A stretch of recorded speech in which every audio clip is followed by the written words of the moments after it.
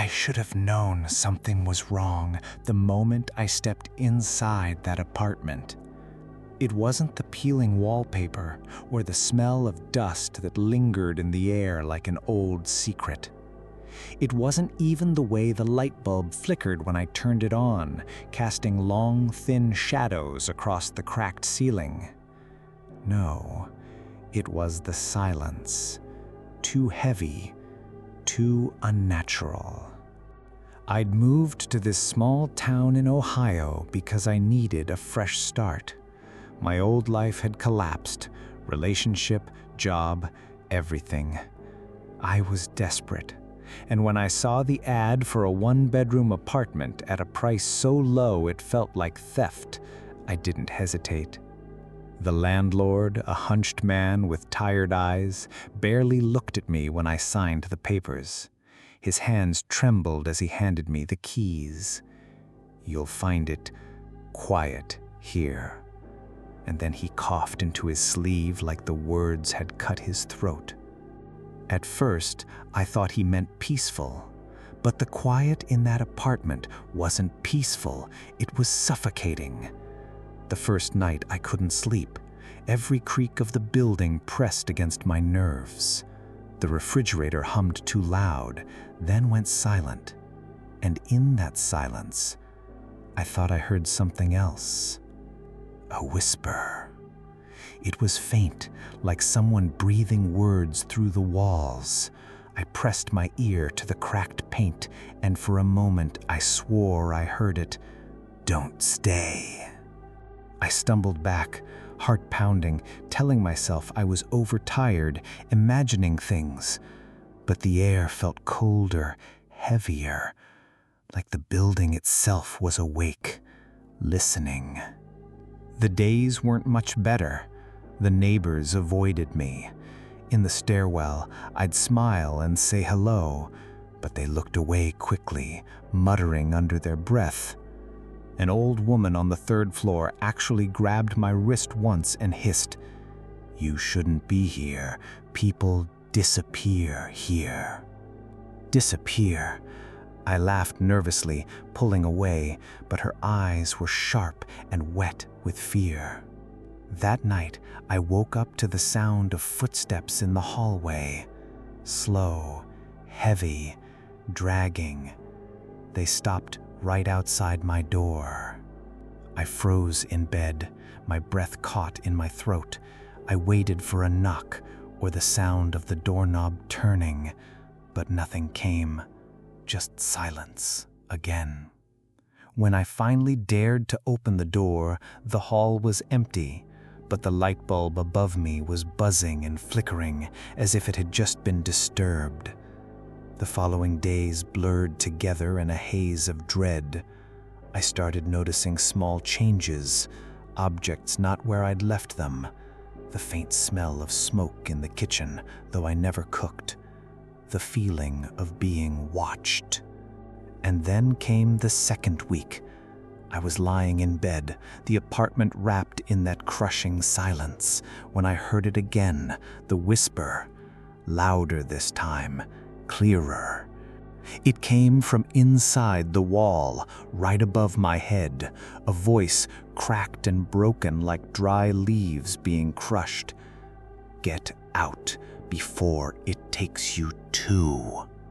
I leapt from the bed, fumbling for the lamp, my heart hammering so hard I thought it would burst. The shadows stretched unnaturally long across the floor, twisting, bending. For a second, just a second, I thought I saw a hand pressing out from the wall, pale, thin, fingers splayed, as though someone was trapped inside, trying to claw their way through. And then it was gone. I didn't sleep that night. I sat on the couch, staring at the walls, every muscle in my body tight with fear. By dawn, I'd almost convinced myself it was a nightmare, a hallucination brought on by stress. But then, I saw the scratches. Thin, jagged lines across the paint above my bed, carved into the wall, too deep to be a trick of the eye. like fingernails, like someone trying to get out. The scratches didn't vanish. Each morning, I woke up to find new ones. Thin lines, jagged and frantic, etched into the walls near my bed, across the kitchen tiles, even on the bathroom mirror. As though something inside the apartment was trying harder every night to break through. I called the landlord. He didn't answer the first 2 times, but on the 3rd call he picked up. His voice was hoarse, shaking. Don't call me about it," he muttered. "What do you mean?" I snapped. "There are scratches. Someone is breaking in. There are whispers in the walls." "Stop." His voice cracked. "If you want to survive, don't listen, don't look, and don't call me again." The line went dead. I stood there staring at my phone, shaking with fury and fear. What the hell was happening here? That night I decided to leave. I stuffed my clothes into a bag, grabbed my purse, and headed for the door, but when I twisted the knob, it wouldn't turn. Not locked, not jammed. It was as if something on the other side was holding it still. I pulled harder, bracing my foot against the frame, but the knob didn't budge. My chest tightened, and for a moment I couldn't breathe. Then came the whisper, right against my ear. "Stay." I dropped the bag and stumbled back, my heart hammering. The air grew colder, thick with something unseen. I could see my own breath clouding in the dark. Shadows bent and stretched across the walls as if the building was breathing. I pressed myself against the far wall, whispering, "No, no, no, no," like a child. And then something moved in the corner of my eye. The plaster rippled, like water, like someone pressing their face against a veil. I saw features forming in the wall, the hollow sockets of eyes, a twisted mouth frozen mid-scream. It faded, leaving behind only the cracks. I wanted to run, to throw myself out the window if I had to, but instead, I sat on the floor until the gray light of morning bled through the blinds. When I finally opened the front door, it turned easily, as if nothing had ever been wrong. I went to the library that day. The building had to have a history, some explanation. It didn't take long. In a dusty old binder of newspaper clippings, I found the name of the apartment building. It was built in the 1950s, but something terrible happened in 1962. 5 tenants vanished in one night. No signs of forced entry, no bodies, just gone. The police report mentioned strange claims by other residents, hearing whispers in the walls, seeing shapes at night. The case was never solved. The building changed owners over the years, each one eager to sell as quickly as possible. I slammed the binder shut, my hands shaking. When I returned home, the apartment felt heavier, darker. I could hear it waiting for me. The whispers were constant now, threading through the air like poisoned silk. Sometimes they laughed, sometimes they cried, but most often they called my name. By the 3rd week, I'd stopped sleeping. I sat up every night with the lights on, clutching a kitchen knife I knew would do nothing. My eyes burned, my thoughts blurred. And that's when I realized the walls weren't just whispering anymore. They were answering. When I spoke aloud, terrified and broken, sometimes the voices replied.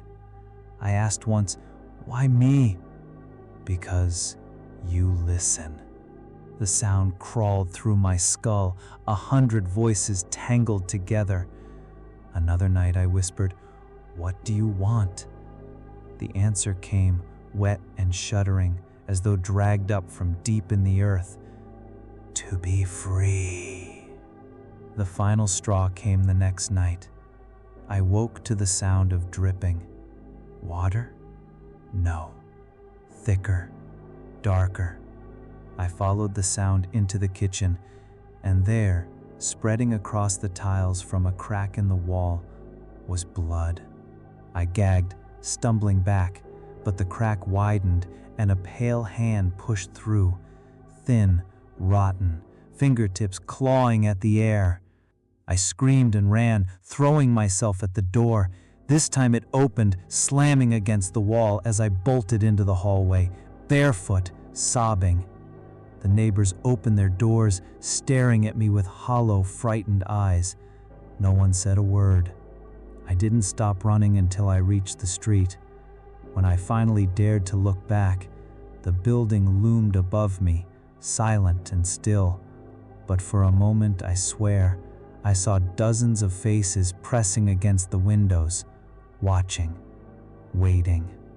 And I knew, with a sick certainty, the walls don't just whisper, they remember, and they want me next.